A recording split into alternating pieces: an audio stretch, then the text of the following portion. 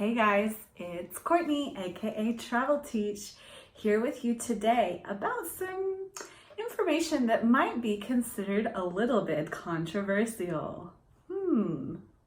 What can be controversial in English language learning? Well, this week in true Dear Abby style, I got a message from Rachel Mikole asking me about what words we shouldn't use in the Chinese classroom. So, Rachel's problem. She used the word silly in the class and the mom got offended. If you're from America, you know we use silly pretty much all the time to describe something that's cute and funny. However, I'd like you to take a look at what Baidu Translate defines the word silly as meaning.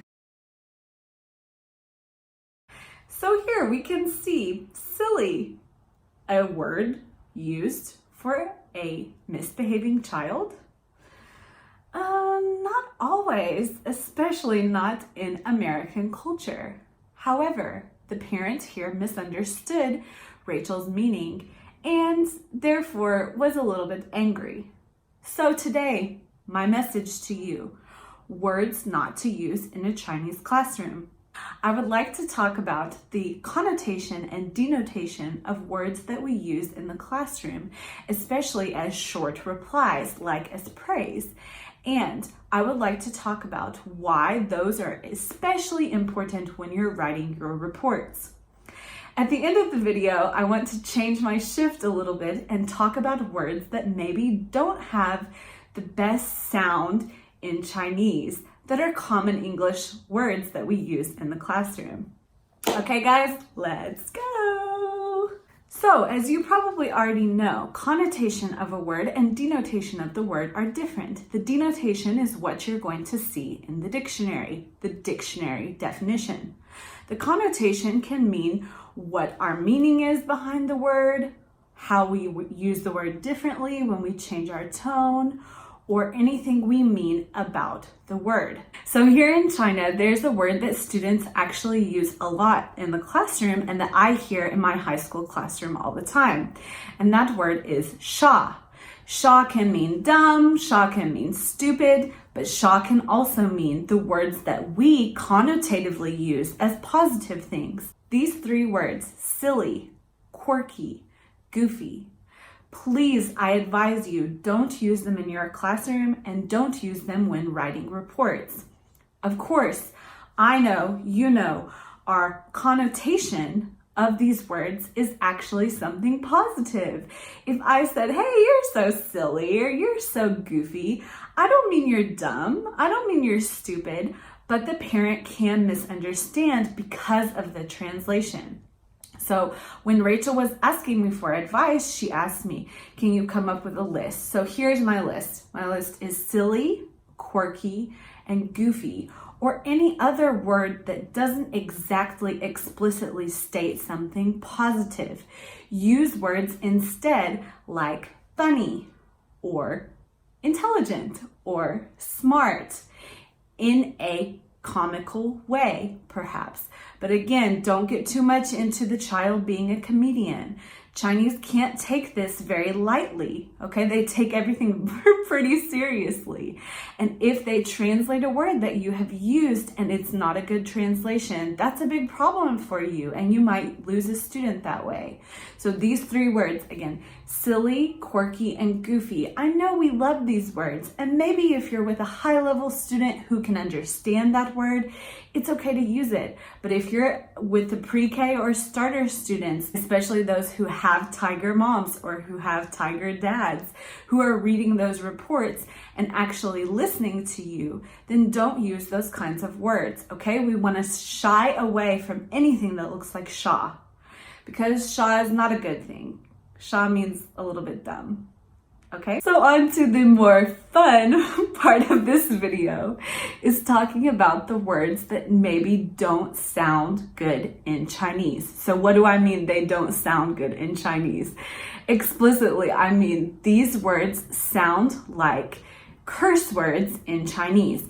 And my advice here is not to use these words, okay? Some of these words we have to teach. It's not really an option whether we use them or not, but use them lightly.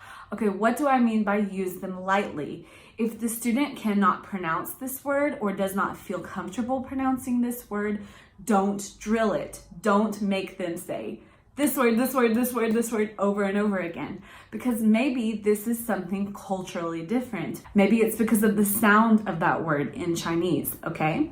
So here's my list. Let's go.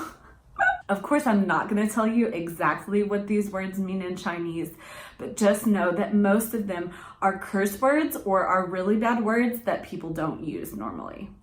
Intelligent people don't use normally. Okay, the first word is cow. So if you're like me, who I didn't know that cow was a bad word in Chinese until recently, and you have met students who would like to call the cow in the classroom moo moo, now you can understand why, because cow is a bad word in Chinese. Another bad word in Chinese is thin. Don't drill the word thin over and over again, even when we're talking about the little PalFish, okay? The third word is mud. Mud does not have a very nice sound. It sounds like something else in Chinese. So if you're talking about the mud on the ground, especially in those slides that are talking about rainy days, be a little bit more sensitive when you're referring to the mud. If you would like to say the word fast, or if you would like to not use the word at all, that's totally okay. Another word that I find very interesting that is definitely not a nice word in Chinese, but it is used on some of our PalFish slides, is the word ben. So ben is used as a name. It's funny to me because I also speak Turkish, and in Turkish, ben means I. So when you say I am Ben, it's like saying I am I. But anyway, in Chinese, it also has a little bit of a negative meaning about being stupid. Another word that doesn't have such a nice meaning in Chinese is the word must. As far as I remember, I haven't taught must in any of the slides, but generally I'm not teaching at level 3, 4, 5, or 6. So if you have level 3, 4, 5, or 6 students, maybe they are using the word must.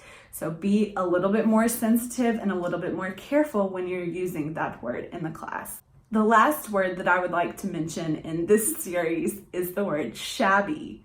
Shabby also sounds like something else in Chinese, and probably you're not using that word very often. Maybe you would use that word in writing more often. In American English, saying that's not too shabby is maybe not so common, but people do still say it. So I thought it was best to give you the warning. So here again, those words that you should use cautiously and sensitively. I'm not saying don't use them at all, because in some of the slides, we've got to use them. Those words again are cow, thin, mud, bin, must, and shabby. Okay, remember, we are teaching another culture. We should be more sensitive to these kinds of ideas, and especially the word cow.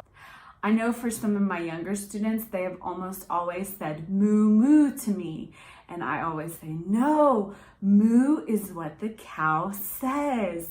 But now, knowing what I know, I'm gonna be much more sensitive about that word during class, and maybe I'll just kind of let it slide, okay?